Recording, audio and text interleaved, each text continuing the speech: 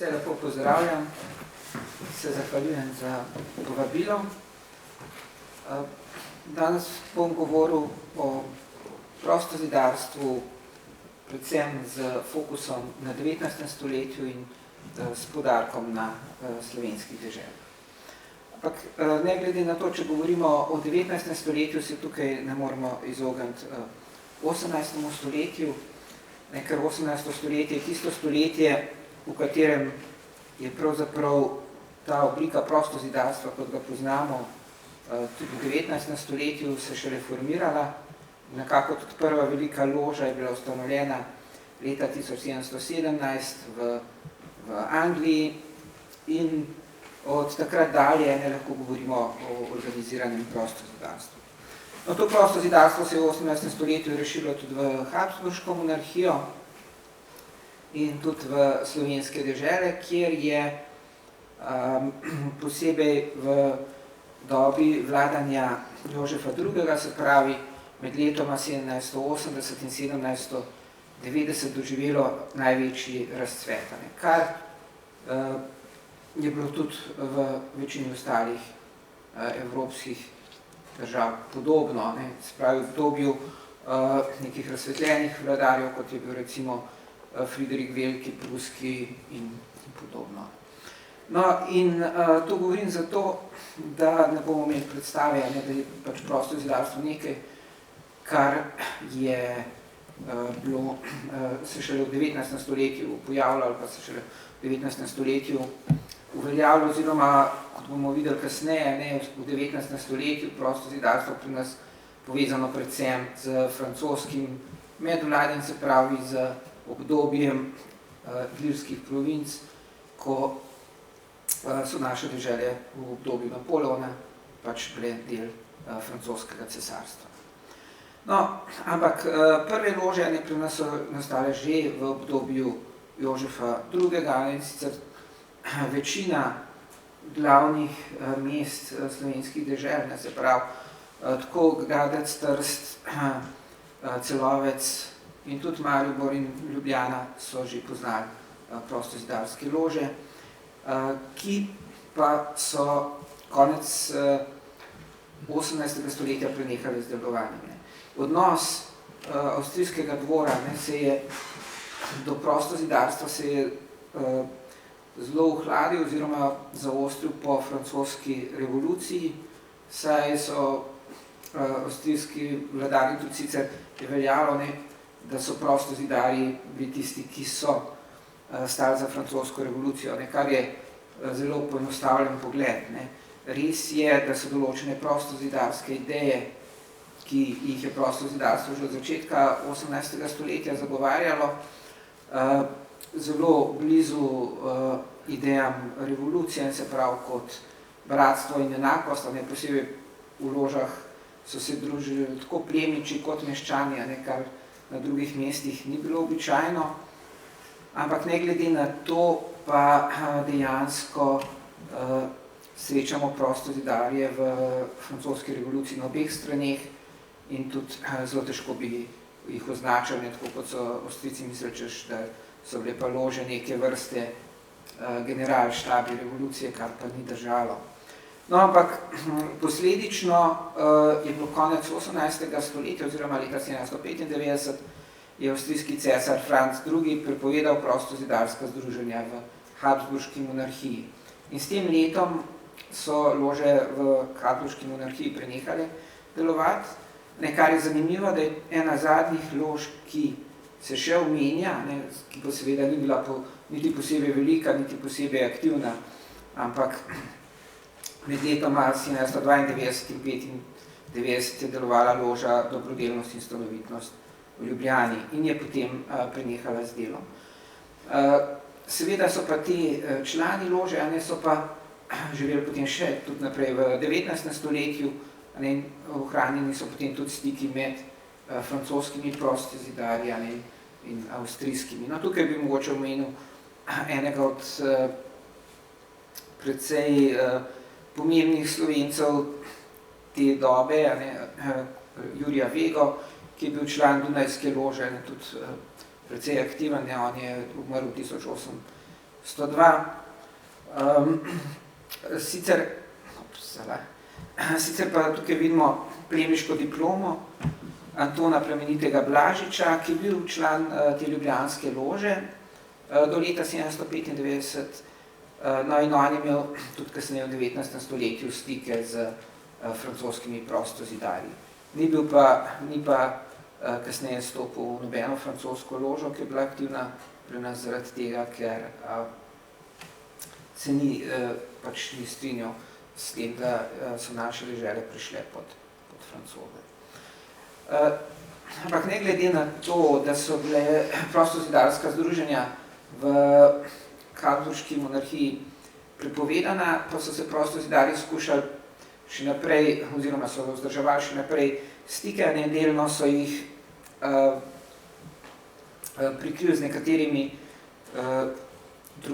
družbami, ki niso bile sicer eksplicitno omenjene kot prostozidarske, ampak kot neki viteški redovi in podobno, ki so pa delovali tudi nekako do začetka 19. stoletja.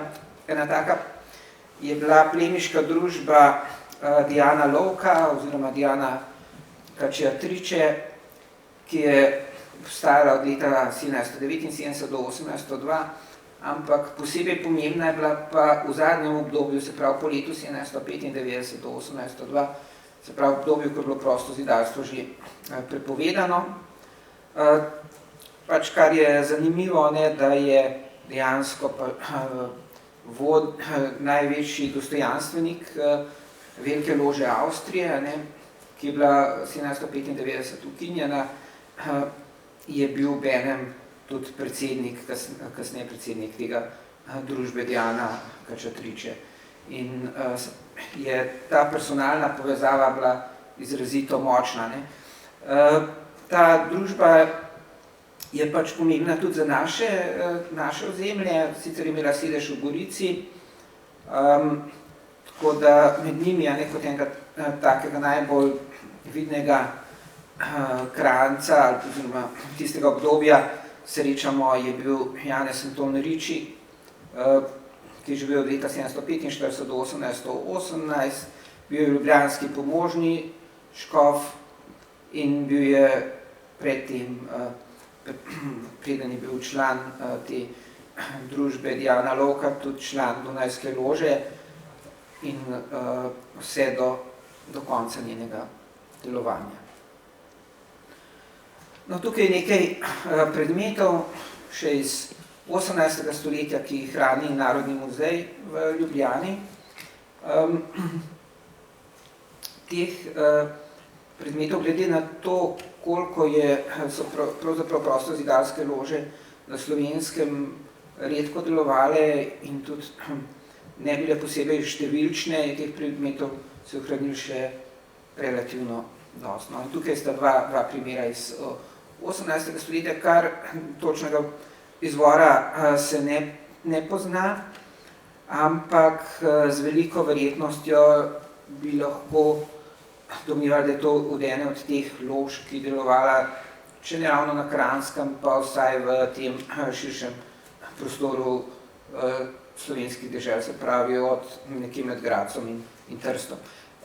Gre pa dejansko za dve, kot se vidi, za dva obeska, ker vsak dostojanstvenik v prostozidarski loži, se pravi, tem bom potem povedal še več, na primeru ljubljanske lože, je imel določeno vlogo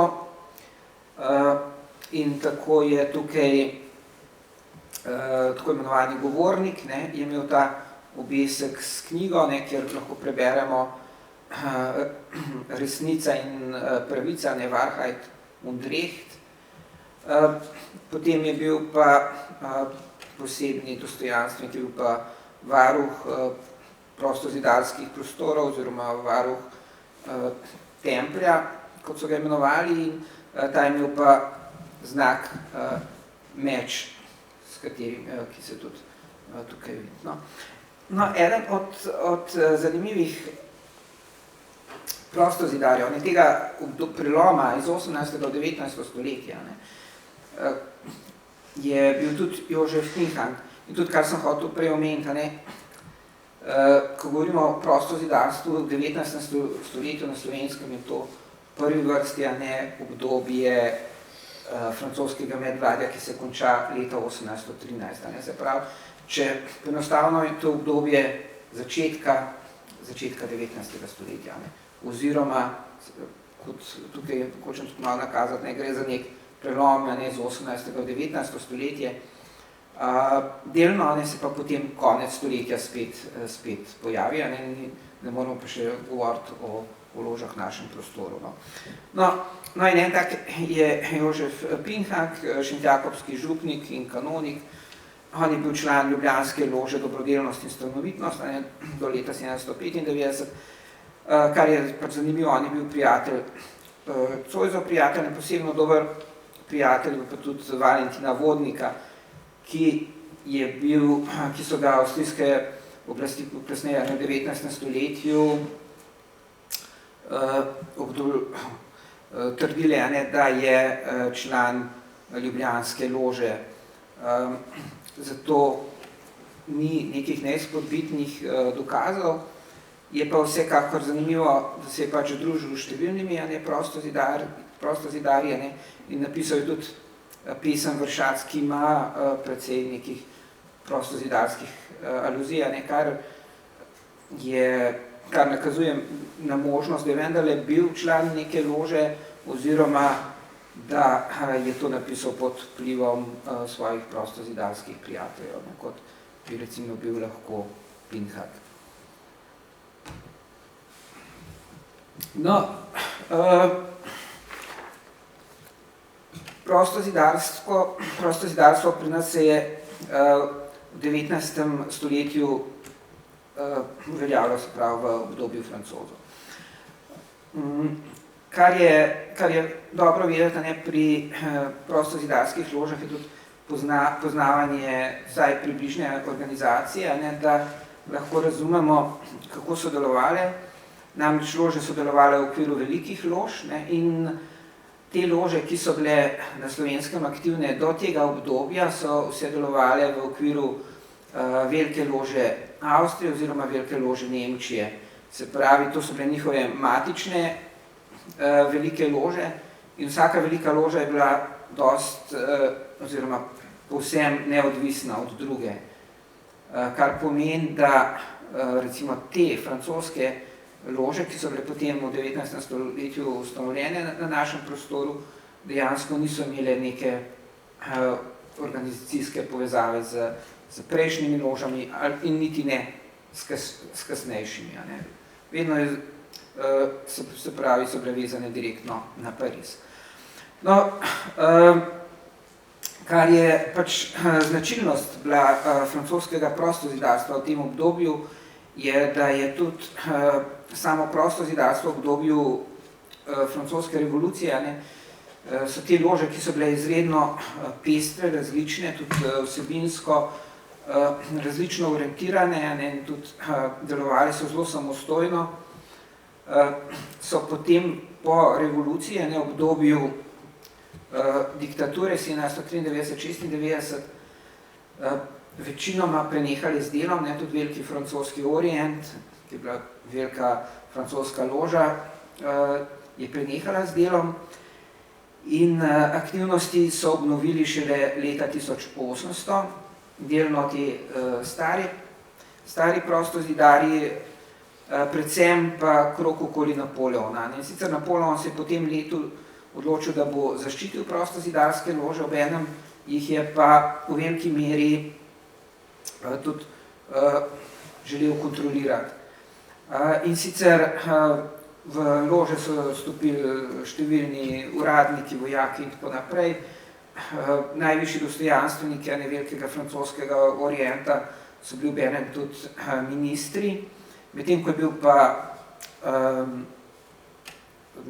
najvišji dostojanstvenik, se pravi veliki mojster velikega francoskega Orienta, je bil pa Joseph Bonaparte, se pravi Napoleonov brat. In dejansko je imel s tem, se pravi, da tako Napoleona kot francoske oblasti so bile zelo upete v to prosto zidarstvo. No in po tem letu so francoske lože po številu dosegle pravi razcvet, posebno zanimive so v okviru teh tudi vojaške lože, ki so jih organizirale posamezne vojaške enote, ki so bile obenem tudi potovalne lože in so potovale skupaj z vojaškimi enotami. No in se pravi, v tem obdobju je bilo teh lož okoli 1200, tukaj pa vidite simbol velikega francoskega orienta, nekaj prostozidarskih simbolov, pa tudi v sredini pa Napoleonovega orla. Kar je zanimivo za razumevanje prostozidarstva, je tudi to, da je bila to zelo pestra organizacija in za te francoske lože, ki je delovala tudi po uporabljala različne obrede, in za Francoze je bilo značilno, da so uvedli večstopenjski obred, in večina teh lož, ki je delovala na slovenskem tem obdobju, je delovala v obredu, ki je imel 7 stopenj, to je bil tako imenovani škotski ritual, ki je pa imel korenine, se pravi, tako v Prusiji in kasneje se je pa uveljavil v Združenih državah Amerike in se potem v začetku 19. stoletja preselil v Evropo in so ga posebno francoske lože forsirale. Medtem ko so pa recimo te avstrijske lože, pa tudi sicer je bil običaj, da so lože delovale na 3 stopnjah, se pravi vajeniški, pomočniški in mojstrski. Vsak, ki je vstopil v ložo, je moral iti čez te 3 stopnje. Tukaj je nekaj prostozidarskih simbolov, ki so iz 19. stoletja. No in Francozi so prvič zasedali naše ozemlje leta 1805 in sicer tisto ozemlje, ki je bilo predtem pod Beneško republiko. Se pravi, konec 18. stoletja Napoleon porazi Beneško republiko in s tem se konča njeno dolgo obdobje in posledično takrat v prvi fazi pride ozemlje, del tega ozemlja, vsaj tistega, ki je bil recimo v Istri, Dalmacija, pride pod Avstrijsko cesarstvo, medtem po letu 1805 pa pride to ozemlje, se pravi ozemlje nekdanje Beneške republike pod Francoze. Se pravi, če govorimo pri nas, je to ozemlje Kopra, Izole, se pravi Beneška Istra. To je tisto, kar ni bilo pazinska grofija, medtem kot Trst, pa vse ostalo ozemlje ostaja še pod Avstrijo, prav tako pride tudi Zadar z okolico pod Francoze. No in že leta 1806 je bila ustanovljena loža v Kopru z imenom Lamantinska oljka. In isto leto je bila tudi ustanovljena loža v Zadru z imenom Eugen Napoleon. No, število lož se pa bistveno poveča po letu 1809 z ustanovitvijo ilirskih provinc.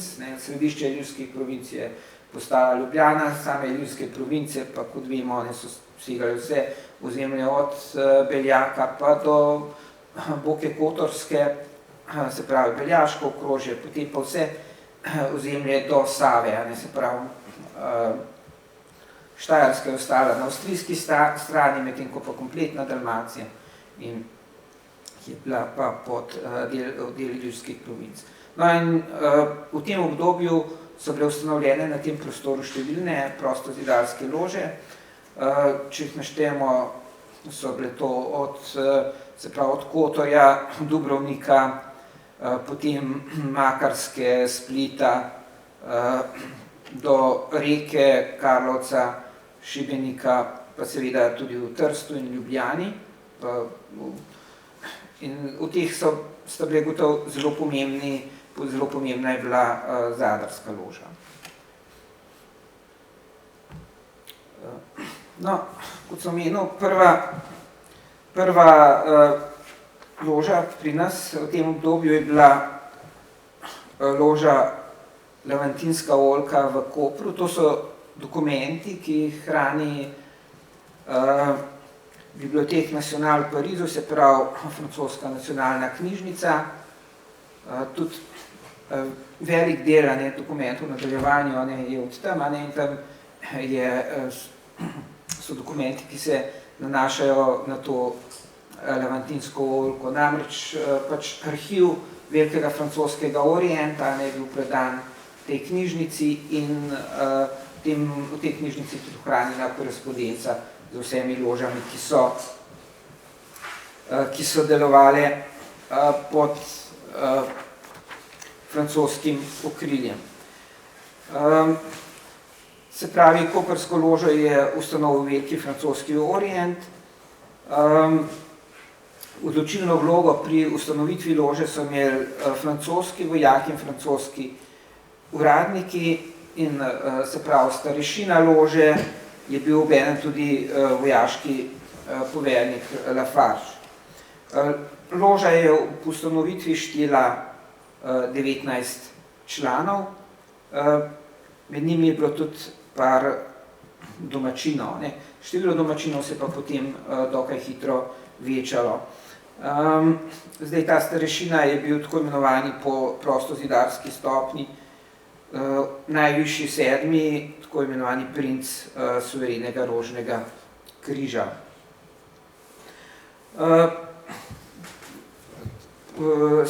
Starešine so se kasneje še menjali, ampak večinoma so pač ostali to pomembni visoki uradniki oziroma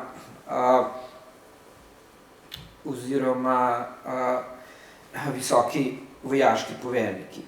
No, zelo markantna oseba v tej loži je bil tudi istrski prefekt Angelo Calafati, njegova slika je tukaj, poleg je pa tudi seznam članov lože. Zdaj, loža je bila potrjena dokončno leta 1807, delovati je začela že leto prej, ampak 1807 je dobila vse svoje dokumente in je bila tudi registrirana kot prava in redna loža. Kar je pa pomembno, je pa to, da je bila registrirana strani velikega francoskega orienta, za razliko od nekaterih drugih lož, ki so nastale na ozemlju Beneške republike, ki so delovale pod velikim orientom Milana. Čeprav je tudi do leta 1809 je Istra tudi spadala pod italijansko kraljestvo, šele kasneje, ko so nastale ilirske province, je bila priključena k ilirskim provincam. Svoje prostore so si prostozidarji uredili v prostorih bratovščine svetega Antona, in sicer leta 1808 so Francozi ukinili samostane, in tako so v enem od teh samostanov so si potem koprski prostozidarji uredili svoj prostozidarski tempelj. No, članov lože do leta, ko je loža prenehala z obstojem, po vrnitvi avstrijskih oblasti, leta 1814 štela 82 članov. Se pravi, čeprav teh 82 članov ni povsem neizpodbitno izpričanih, ker na eni strani imamo francoske sezname, ki so dokaj verodostojni, na drugi strani so pa seznami, ki so jih sestavljali avstrijski ovaduhi, ki so imeli pa včasih zelo velike oči, in so videli in so tudi siceršnje simpatizerje Francozov kar prišteli med prostozidarji, čeprav temu v resnici ni bilo tako. In verjetno je bil eden tak tudi Valentin Vodnik, zato se znajdu na avstrijskih seznamih. No, tukaj je diploma te koprske lože, in sicer to je diploma podkralju kraljestva obeh Sicilij, ki je bil častni član te koprske lože. Ta diploma je iz leta 1811, so to prostozidarsko simboliko, se pravi stebri, luna, sonce in podobno. No, po letu 1809, ko so nastale Ilirske province in Ljubljana postane prestolnica Ilirskih provinc, lahko že v Ljubljani po poročilih naj bi v Ljubljani bila tudi delovala loža Resnično prijateljstvo.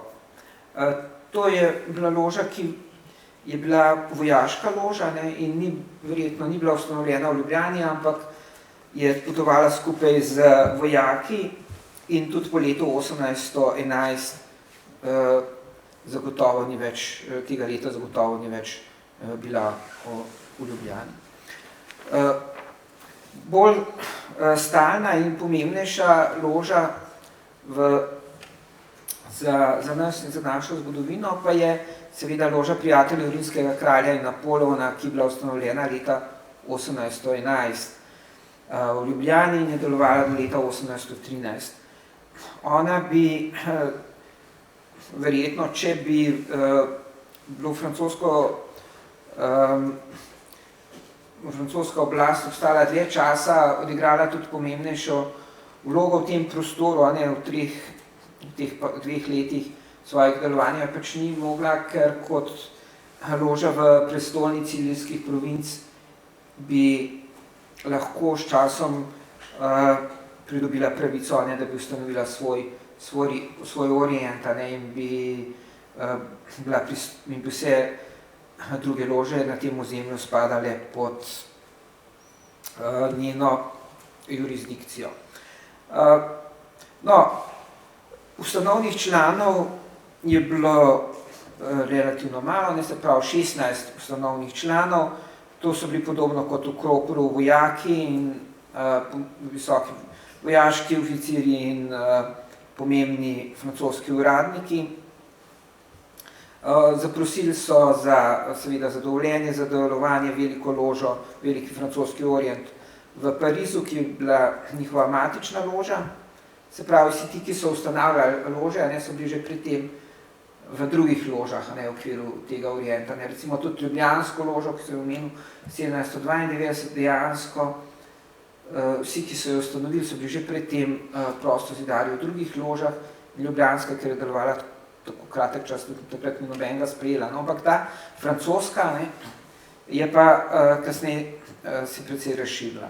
No, ustanovnih članov je bilo 16, odločili so se za ime lože, ne, se prijatelji rimskega kralja Napoleona, sprejeli so tudi pravila lože in izdelali pečatnik, ne, se pravi, na katerem je pač pisal prijateljstvo in dobrodelnost. Samo ime je pač zanimivo, ne, ime je, poimenovanje je po 20. marca leta 1811 rojenem sinu Napoleona in Marije Luize, se pravi tudi prestolonasledniku, kar ni bila redkost, ne. Kot sem že prej omenil, ne, te lože v okviru velikega francoskega orienta so bile zelo povezane z francoskimi oblastmi in tudi z Napoleonom in registriranih je vsaj 60 lož iz tega obdobja, ki so nosile Napoleonovo ime. Ne glede na to pa so imeli v Parizu nekaj pomislekov, preden so potrdili ime lože glede tega imena, ampak ko so jim z Ljubljane odpisali, da so že izdelali pečatnik in vse potrebne dokumente, so jim v Parizu vendarle potrdili to njihovo ime lože. No, loža je sprejela tudi svoja pravila oziroma svoj reglement, ki je tudi ohranjen. Ohranil se je v Zagrebu in bil natiskan. Imel je zelo zelo veliko število členov, ampak če povzamemo najbolj pomembna določila, se pravi, loža je bila stalna in samostojna v Ljubljani. Bila je namenjena tudi temu, da bi dajala, da bi lahko obiskovali potujoči prostozidarji, se pravi, ne samo iz prostora ilirskih provinc, ampak tudi od drugod. Imela je svoje dostojanstvenike, se pravi, od starešine, potem dva nadzornika, govornika, tajnika, zakladnika, varuha pečata, ki smo ga prej videli. Vsi ti so bili voljeni vsako leto, posebej starešina. Po tem pravilniku je predvideval kar 20 dostojanstvenikov, ne bi tudi bila možnost poleg prvih 3 stopenj, tudi višjih stopenj, kar pa se pred letom 1813 zagotovo ni prišlo do tega, saj je loža le počasi se pridobivala na članstvo. Svoje, mogoče še par stvari pri pravilih.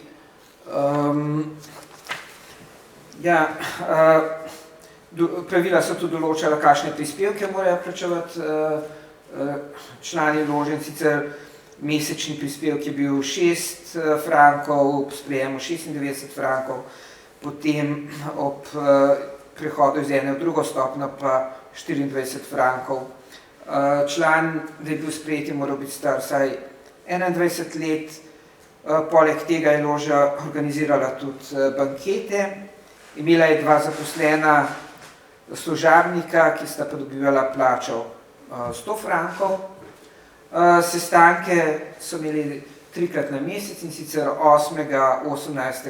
in 28. v mesecu, če to pade na nedeljo, so pač predstavili, in sestanki niso smeli biti daljši od 2 ur. No, in v času, ko so poslali ta pravila v sprejem, je imela loža že 36 članov. Zdaj, najvišji dostojanstvenik v loži je bil in častni starešina je bil obenem tudi generalni intendant ilirskih provinc. Prav, najvišji politični predstavnik je bil obenem tudi najbolj častni predstavnik v loži. Pač imel je že omenjeno stopno suverenega princa Rožnega križa, se pravi 7. stopno. In podobno kot pri koprski loži, so se potem te starešine parkrat zamenjali, ampak večinoma so bili to najvišji vojaški oziroma civilni uradniki. No, loža si uredila tudi svoje prostore, in sicer prostore v nekdanji reduti, ki je tukaj na fotografiji, in sicer ta reduta je bila zgrajena na pogorišču nekdanje jezuitske gimnazije, konc drugi polovici 18. stoletja. V tej reduti so uredili tempelj, in sicer so zazidali okna, potem so opremili prostor s stebri, oltarjem, mizo in tako naprej. Tukaj so potem vršili svoja ritualna srečanja, ta prostozidarska loža, medtem ko pa, oziroma tudi bankete, ki so jih organizirali vsake toliko časa, medtem ko pa obednice oziroma pojedine in podobno, kar je običajno sledili tem ritualnim druženjem, pa so imeli v gostilni pri Muhiču v Ljubljani. No, del opreme, pomembne opreme pri druženju prostozidarjev so predstavljali, se pravi, predpasniki in rokavice in različni bižuji oziroma broške, ki so jih nosila. Ljubljanska loža je imela simbolje, znak je bila broška z orlem z razprtimi krili, ki jo je nosil vsak član lože. Potem so imeli različne predpasnike, glede na stopnje, vajenci so imeli bolj imenitne, mojstri bolj. Zdaj, te dva predpasnika, ki jo vidimo na fotografiji, hrani Narodni muzej Slovenije in skoraj nedvomno izvirata sta se ohranila iz te francoske lože. To je poslikava na usnju. Gre za dokaj, ne gre zdaj za običajna predpasnika. Zdaj, tega desnega, ki je poslikan, je najverjetneje nosil starešina in je tudi precejšnja redkost nasploh med ohranjenimi predpasniki v Evropi. Je samo še par primerov tako slikovitih predpasnikov.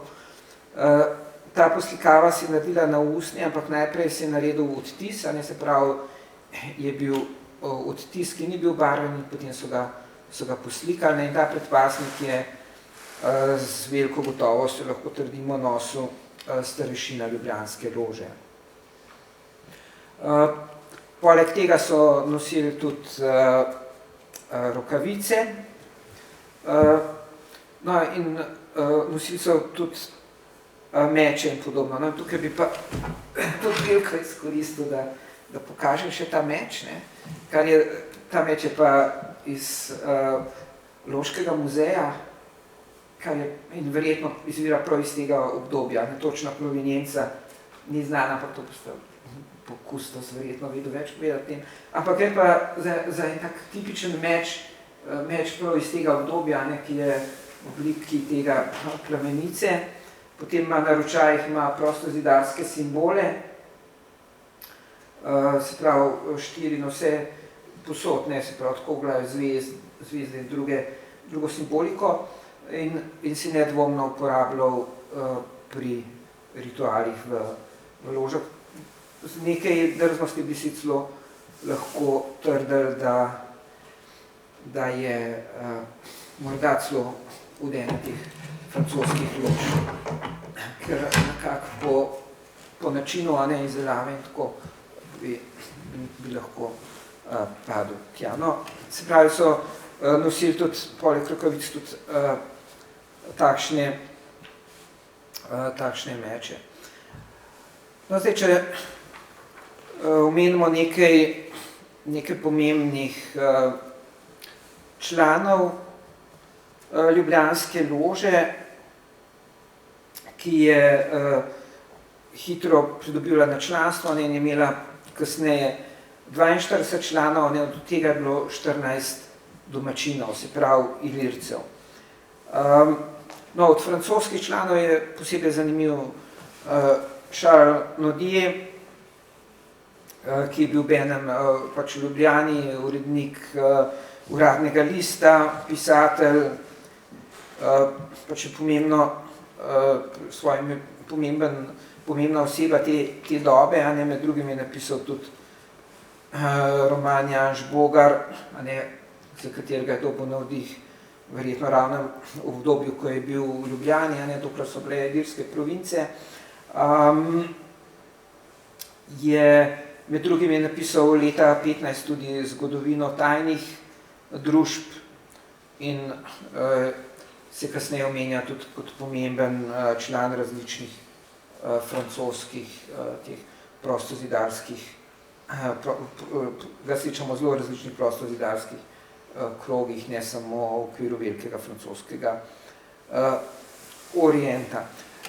Poleg vidimo tudi list s podpisi, to so podpisi ustanovnih članov, to je vse iz francoske nacionalne knjižnice. Tukaj je en tak seznam, te sezname so redno pošiljali v Pariz in z njihovo pomočjo lahko potem tudi dokaj točno ugotovimo, kdo so bili člani, tudi se pravi domačine, kateri so bili domačini, so imeli pomembno vlogo v loži. No, eden od pomembnih članov lože je bil tudi Anton Heberle. On je avtor skladbe Sonata Brillante. Namreč vsaka loža je morala imeti tudi glasbenika, muzikusa in v Ljubljani so bili to tudi bratje Babnik, ki so pač na teh druženih banketih prepevali, igrali in tako naprej. Znano je tudi, da je bil Mozart član prostozidarske lože pač v 18. stoletju in on je igral v lože. In tudi je cela vrsta skladb prostozidarskih, ki jih je napisal prav za delo prostozidarskih lož. No. In v Ljubljani pa, recimo en tak, je pa primer ta Heberle. Potem eden tak zelo vidna oseba iz Kranjske, ki je bila član ljubljanske te prostozidarske lože, bil Žiga Pagliarucija. Žiga Pagliarucija je bil posestnik, med drugim je bil imetnik Cekinovega gradu, pa tudi imetnik gradu Kizerstein v Kranju. Tukaj vidimo njegovo diplomo na levi. Kar je zanimivo, on je bil eden prvih domačinov, ki je bil sprejet v to francosko ložo, je tudi dosegel najvišjo stopnjo od domačinov. Tudi kasneje ni nikoli skrival svoje, tudi ko se je vrnila avstrijska oblast, ni nikoli skrival svojega članstva v prostozidarstvo, kar je seveda si lahko privoščil kot posestnik, medtem ko so drugi člani, ki so bili uradniki, so izgubili službe, po prihodu Avstrijcev so imeli nekateri precejšnje težave. No, mogoče kot zanimivost lahko imamo tudi, da je pač se družil kasneje, sredi 19. stoletja tudi s Prešernom, in tudi Prešeren je počeval njegove otroke in tudi hodil tako v Cekinov grad, kjer je na Pagliaruciji prirejal zabave, kot tudi v grad Kizerstein. No, poleg sta pa dve broški bižuje, oziroma ki so jih nosili prostozidarji v ljubljanski loži, iz katere izvirata, sta pa to simbola pač teh najvišjih stopenj, se pravi suverenega princa Rožnega križa. Poleg francoskih seznamov so ohranjeni tudi avstrijski seznami, ki so bistveno obširnejši kot pa ti francoski, to so seznami avstrijskih špijunov, ki so poskušali ugotoviti, kdo je v ljubljanski loži, in tukaj je seznam teh članov, v veliki meri so ugotovili, so dejansko prišli tudi člani na ta seznam, po drugi strani so pa uvrstili tudi številne frankofile, ki pa nikoli niso bili člani lož. No, eden od članov ljubljanske lože je bil tudi Kupferstein. Pač njega tukaj omenjam zato, ker je imel kasneje po avstrijski, ko so se Avstrijci spet prevzeli oblast, ko so Francozi odšli, je izgubil službo in se je potem še dolga leta pravdal za to, da bi prišel nazaj, kar pa mu ni uspelo. Namreč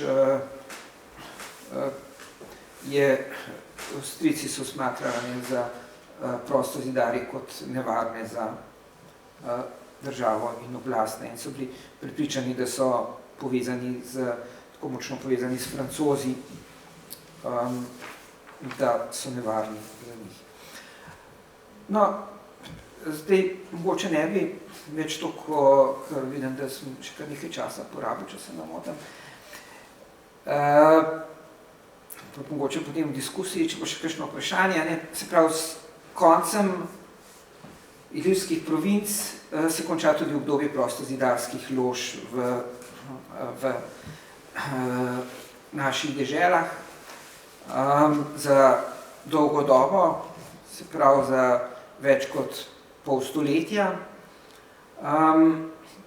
Kljub temu, pa se je, kot sem omenil, pa Gleruci ni pač skrival tega, da je bil član lože, pa tudi sicer se je bilo še kaj napisanega v prostozidarjih, seveda pa ne v najboljši luči. Tukaj vidimo iz 19. stoletja pač nekaj teh prostozidarskih prizorov.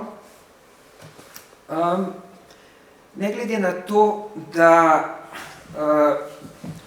so bile prostozidarske lože sicer v avstrijskem cesarstvu prepovedane, pa se je to začelo spreminjati v drugi polovici 19. stoletja. In sicer po nastanku Avstro-Ogrske leta 1867 so oblasti na ogrski polovici dovolile obnovitev prostozidarskih združenj.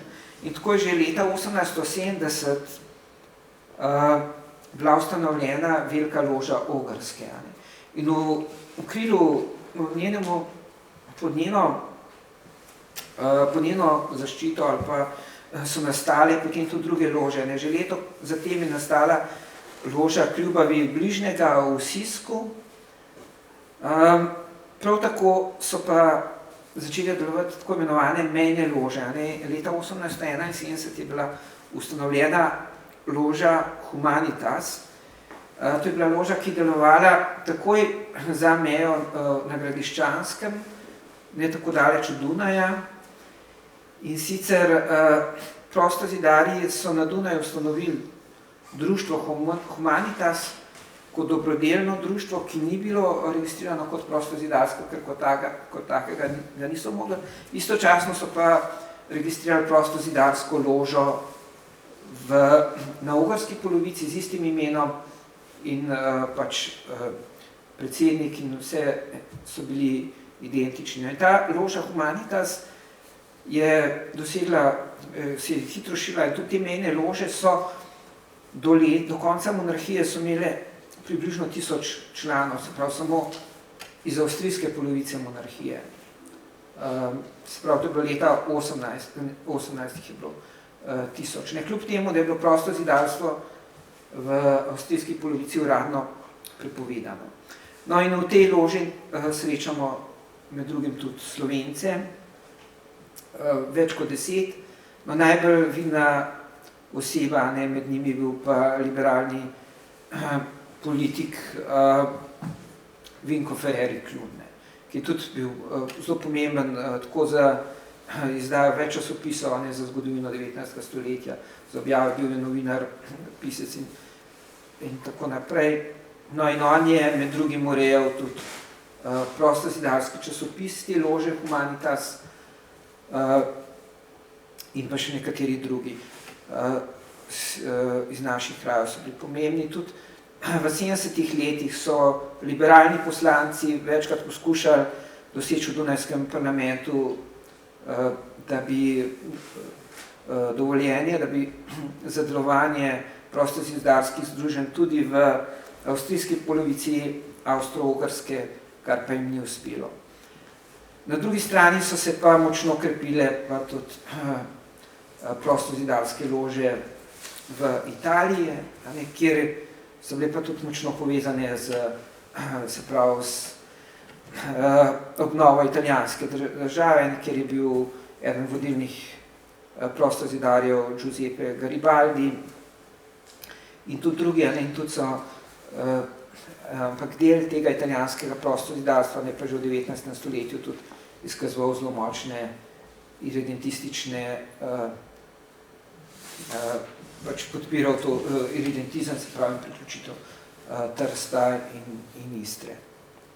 No, tukaj pač vemo nekaj, kot recimo Oberdanka oziroma Giulielma Oberdan, ki po katerem so kasneje nosile ime številne tržaške lože. Zato bi se zahvalil za pozornost, za ta prelet delovanja oziroma prostozidarskih organizacij v slovenskem prostoru v 19. stoletju. Če imam tukajšno vprašanje, ali pa komentar? A lahko mogoče poveste malo bolj konkretno, kaj so počeli čisto praktično? Kaj je bil čisto en tak, na neke naloge, ali pa kaj so počeli pri prostozidari? Zakaj so se sploh združevali? Ti prostozidarske lože so bile zelo različne, so bile različno orientirane, ampak v bistvu so bile pa to kot neke vrste bratovščine. Se pravi, imele so samo moško članstvo in tudi korenine prvih lož so dejansko iz teh bratovščin prišle. Neke bratovščine, ki so bile recimo posebej ta prostozidarska simbolika se navezuje na kamnoseške bratovščine, se pravi na tiste, ki so obdelovali kamen, s tem, da so te kamnoseške bratovščine začele sprejemati člane, ki niso bili kamnoseki, ampak so postali neke vrste častni člani, in s časoma, ko so ti prevladovali, se to spremenili v svoj karakter, in so pač niso bili več graditelji v dobesednem smislu, ampak so bili graditelji boljših osebnosti, v tekem simbolnem smislu, graditelji bratstva in podobno, med ljudmi. Tudi lože nosijo podobna imena, posebej to bratstvo je večkrat izpostavljeno. In kar je pač zanimivo v tem obdobju je, da so začeli sprejemati tako plemiče kot meščane, ki so se znotraj med seboj bili bratje, so se družili, kar je bilo za tisto obdobje nepojemljivo, ker je bila ta distanca med razredi zelo velika.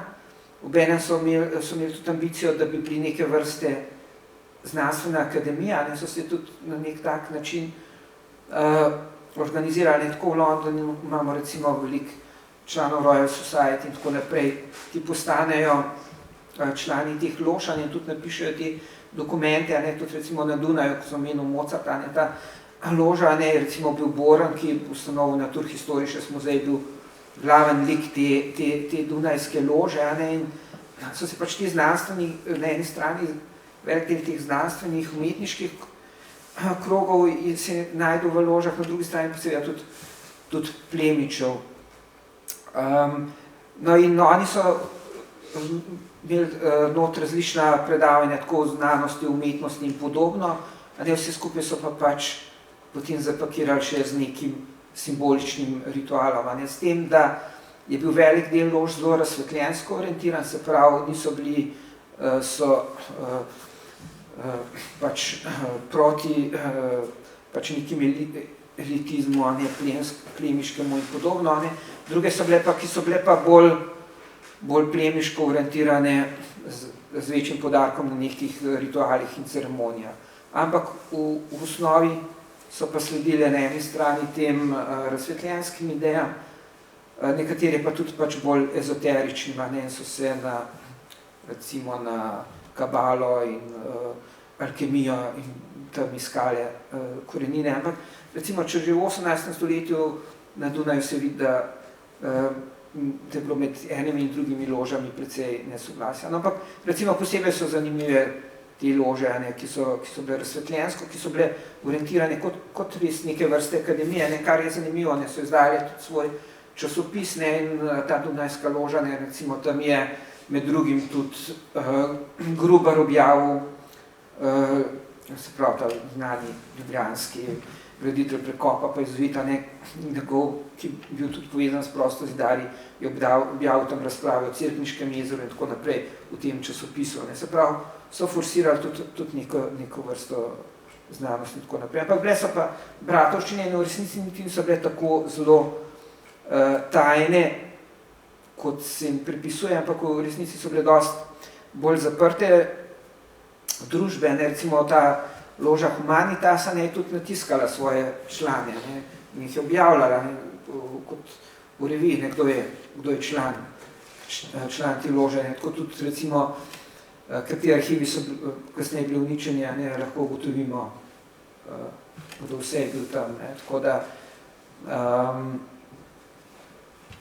tako, na kratko. Ali je pravedno še zraven vera, se mogoče glede na to, da so tudi razsvetljenske ideje zraven, se je kje pojavilo kakšna ideja ateizma znotraj teh lož, ali je to zmeraj povezano to nekako z... Ne, sploh ne. V principu, to je bila tudi ljubljanska loža, recimo v reglementu, da je bilo znotraj lože prepovedano razpravljati o politiki in o veri. In v principu te angleške lože so nastale ravno na tem, da so združile protestante pa katolike, ne, po državljanski vojni, ne, v začetku 18. stoletja, da so se oboji lahko družili tam, ne, niso smeli razpravljati o veri, ne, lahko so pač razpravljali vsem drugim in so imeli kot neke vrste bratstvo. Sicer prostozidarska združenja so v principu priznavala neko višjo oblast, mislim, neko višji princip, rečemo božanski princip, ne pa neke konkretnega Boga ali pa kakorkoli, pa da bi kakorkoli izvajali neko religijsko prakso, ampak so bolj recimo v 18. stoletju večkrat zasledimo, da želijo združiti vse člane vseh religij na svetu v eno bratstvo in podobne ideje. Kako je bilo pa ženskami, ne? Je bilo kakšen ekvivalent ženskega združenja, ki je imelo podobne, recimo? Ja, zdaj, ko smo pa v 19. stoletju, se že pojavljajo tudi ženske lože. Prvotno so bila to izrazito moška bratovščina. Z uveljavljanjem žensko nastane tudi ženske lože. Seveda pri nas je bilo tega premalo, ampak v 20. stoletju poznamo tudi že Slovenke, ki so bile članice lož, se pravi v obdobju kraljevine Jugoslavije. To je bolj v Franciji? Drugače, se je začelo v Franciji, v Franciji povezano je bilo precej z teozofskim gibanjem in tako so najprej nastale so mešane lože, tudi, ki pa niso bile direktno povezane z moškimi. To je bil potem sodelovali kot komasonski red, kot nek soroden red, prostozidar. Ampak kasneje na prelomu z 19. v 20. stoletje so pa bile potem ustanovljene že povsem ženske velike lože. Pa mešane pa še vedno, absolutno. So bile mešane? Delovala je v Zagrebu, recimo v obdobju kraljevine. Je delovala v Zagrebu mešana loža, kjer imamo tudi slovenske članice, če gledamo zgodovino. Ste rekel, da je ljubljanska loža imela dva zaposlena. S kakšnim nalogom? Eden je bil varuh prostorov, ki je moral vedno, ko je pač loža, ko so se združili in tako naprej, je bil pred vhodom in je stražil vhod, da jih ne bi kdo motil, oziroma če bo potem treba kaj pripraviti za banket oziroma za njihovo druženje in podobno. Se pravi, sem bila kot služabnika, kot rekel varnostnika, tudi bera nekaj vrste. Kakšni so bili pa kriteriji za članstvo? Načelno je veljalo, da, koliko sem omenil, 21 let, lahko vam pa preberem, kako so napisali, pač morajo imeti moške kreposti, se pravi, molčečnost in tako naprej. Predvsem pa kasneje se je uveljavil termin, da je moral biti pač na dobrem glasu. Se pravi, oziroma Angleži so imeli, da tisti, ki so že tako neke dobre osebe, jih se jih potem spreme v ložo. Zdaj, če pa pogledamo v praksi, analizo tega, se pravi, so pa le precej na eni strani se vidi precej uradništva, recimo tukaj pa potem pač nekih znanstvenih, elit recimo v 18. pa umetniških, ne stran pa tudi plemič, ampak skozi obdobje se to spreminja, pa tudi od karakterjev lož. Zdaj bi pa mu verjetno porabil preveč dolg časa, da bi najdel ta pasus, kako so dejansko takrat to formulirali, ampak glede na to, da je bilo to nekje med Bratovščino pa Viteškim redom, si verjetno lahko predstavljate, kaj se pričakovali od tega, od članov, da kakšne kreposti ne bi imeli. A to mogoče, če sem prav razumela, to je bilo neko povezovanje po horizontali, čim več nekih različnih uradnih, posestnih ali pa obrtnih, pa so potem nekako zartikulirali lahko neko idejo ali dejanje. S tem, da so se povezali med sabo ali šlo v nekšne? Ne, dejansko ne. Dejansko ne, ker tukaj je bil poudarek na druženju, pa na doživetju, se pravi v resnici je bila to pač iniciacijska družba, v osnovi. Se pravi, tukaj recimo nekaj iniciacijska družba, kjer skozi to iniciacijo, se pravi, v osnovi so podobno, kot so bili Noseške Bratovščine, imajo to že pred tema, iz katerih se pravi od vajencev, pomočnika in mojstra. Se pravi, ampak tukaj je šlo samo za neko simbolno, se pravi, skozi nek ritual, skozi neko doživetje, simbolen prehod v boljšega človeka in dosti bolj orientirano navznoter, kot pa navzven. Seveda so objavljali znanstveno take in drugačne stvari, ampak nekega političnega aktivizma je bilo relativno malo, mogoče na idejnem nivoju še, ampak ker znotraj lož recimo srečamo zelo različne politične recimo akterje, ki pa niti ni, če ne govorim samo politike, ampak tudi sicer ljudi z zelo različnimi prepričanji, ki se niso zagovarjali istih stališč. Tudi kot sem omenil prej pri francoski revoluciji, ne glede na to, da so bile ideje francoske revolucije zelo blizu prostozidarskim ložam, je bil pa del članstva tako na rojalistični strani, kot del pa na republikanski. In tudi znotraj, predvsem bilo pa eno načelo, ki so ga vedno, je bilo pa izvajanje neke notranje demokracije, se pravi, lože so same volile svoje, so imele same svoj nek karakter in so bile predvsem zelo avtonomne, se niso pustile kontrolirati. To je tudi značilnost, in se pravi, ni bilo neke izrazite zunanje agende, ali pa akcije. Seveda, kakšne se vsem zasledi. Na eni strani je bila dobrodelnost, recimo Ljubljanska loža je pač po vsakem banketu so nekaj dali prispevke tudi za mestne reveže in tako naprej, ko so bili te gostilni pri Muhiču. Recimo ena taka akcija, ki je recimo povezana, je bila recimo pri gradnji NUK-a v kraljevini Jugoslavije, ampak seveda prostozidarji niso bili edini, so bili tukaj bila akademska akcija, univerza in tako naprej, ampak so tudi prostozidarji po teh svojih linijah, posebej na srpske prostozidarje, ker zdaj različne po različnih obdobjih, recimo pri francoskih se vidi, ta povezava močna z Bonapartom in tako naprej, recimo v kraljevini je bila tudi močna navezava na Karadžordževića, posebej na Aleksandra na kralja Aleksandra. No? In skozi to se je tudi recimo bila ena taka akcija, ki se je izvedla, da so takrat, da je prišlo do tega, da se je NUK dejansko začel potem graditi.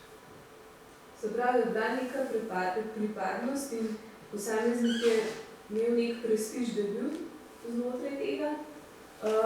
Po drugi strani je bilo še vprašanje, zakaj so se pa potem monarhisti toliko bali, ali pa zakaj so jih toliko prepovedovali, z česa so se bali. Napoleon ni bil čist monarhist, tak stare šole, kot so bili vsi ostali okrog njega, ni bil bolj v bistvu izšel iz ene francoske revolucije, ki je dala možnost navadnim ljudem, zato jaz vidim, če se motim, da jih je on veliko rajš pustil živeti ali pa jih je imel sicer pod kontrolo, ampak zakaj so se pa Habsburgi toliko temu prvi, da so čist prepovedali? Se zdaj, če pogledamo, recimo, Jožef II. Je bil zelo blizu, ampak on je tudi orientiran bil precej razsvetljensko. Tudi Friderik Pruski definitivno, on je bil s prostozidarji tudi močno povezan in tudi tak razsvetljenski vladar. Zdaj, na drugi strani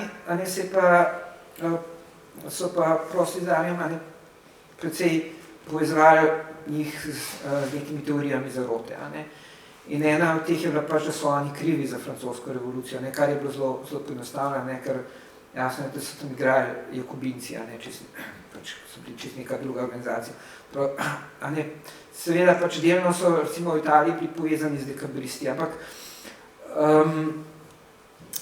te predstave so bile zelo močne že od takoj, ko so nastale te lože, češ obtoževalci, oni so pa povezani s hudičama, nekle častijo hudiča in itak gojijo eno samo zaroto, zdaj tam so v Franciji ubili kralja, zdaj bojo pa še, hočejo pa še porušati, ni tako enkrat monarhija, v vojni s Francijo in tako naprej, je to veljalo kot nekaj zelo tazga. Ampak na drugi strani pa, ne glede na to, da so bili prepovedani v 19. stoletju, so pa imeli precej svojih ustanov. Recimo imeli so otroški azil oziroma sirotišnico na Dunaju, ki je ta loža Humanitas vodila.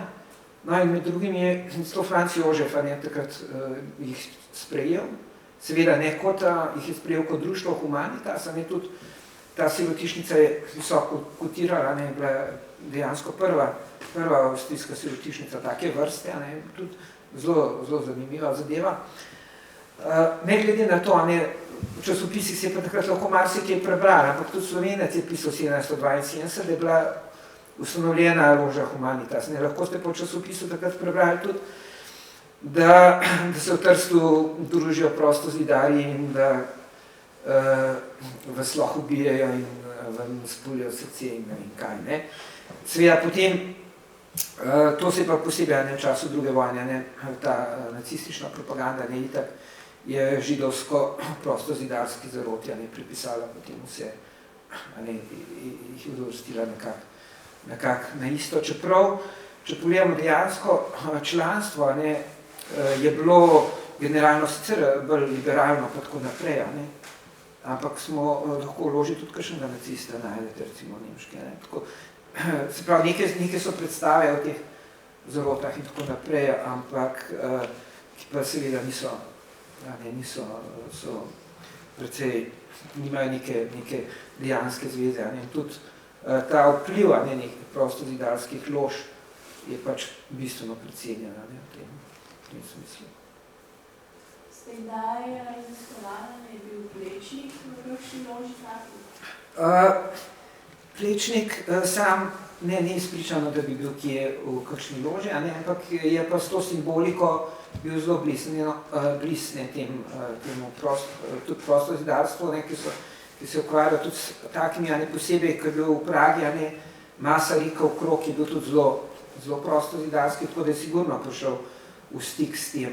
Tudi nekateri njegovi učenci so bili člani lož in tudi v nekaterih praških ložah so imeli razprave prav v Plečniku, ne, po o njegovi simboliki. Tako da za njega samega ni spričalo, ne, seveda je pa problem je pri virih, a ne, pač 20. stoletje je bilo zelo turbulentno, a ne, in takoj, ko se je začela vojna, prva stvar je bilo, da so se ti arhivi sežgali. In dejansko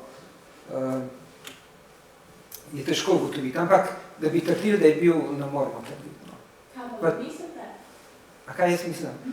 Ne, jaz mislim, da težko bolj se nadivam na to, da verjetno ni bil, ampak vsekakor imel pa stik s posamezniki, ki so bili, a ne, verjetno je tudi razumel, a ne, bil pa tudi on.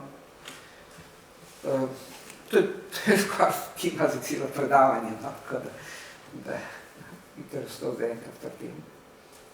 A lahko mogoče še kaj o tem fenomenu skrivnostnosti, s katero se vidite lože, pa veste, se mi zdi verjetno, na eni strani so bile tajne, drugi so pa svedeli, da obstajajo v resnici. Kako je to v družbi delovalo? So za en za drugega sumali v eni loži, potem v resnici je bila skrivnost, ne mogoče kaj več o tem še? Ja, v osnovi je izhajalo to, a ne, iz neke tradicije, ne, iz neke hermetične tradicije, ne.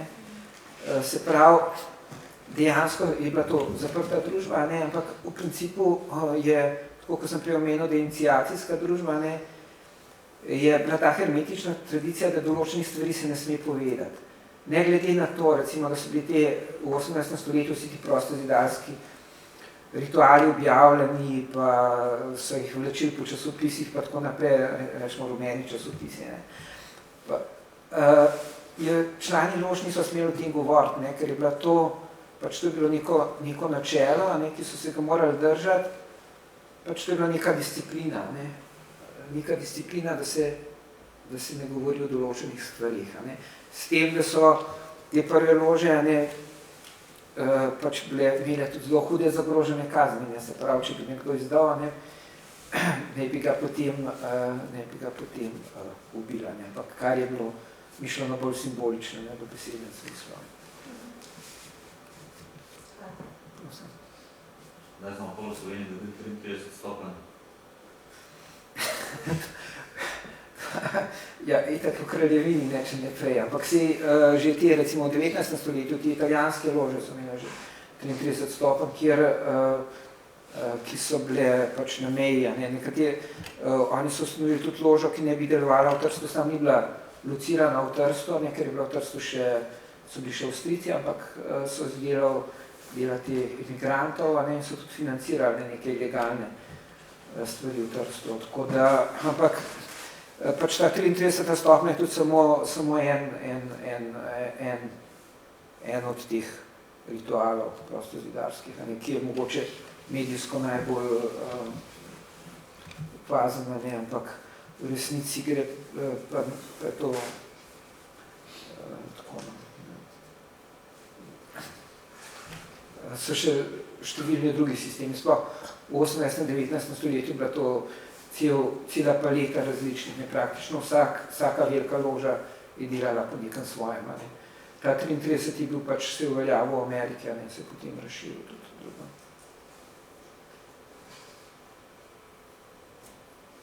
Koliko pa je danes še aktualno prostozidarstvo, ali še vse?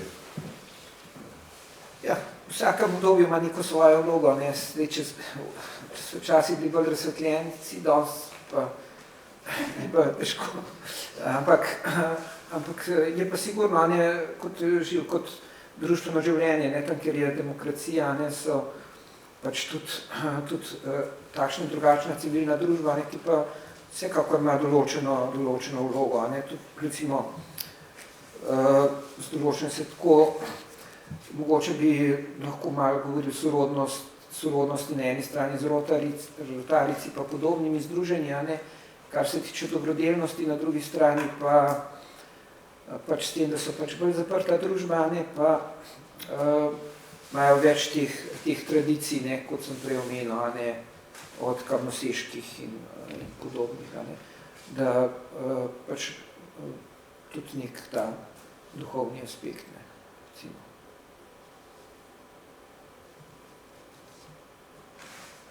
No,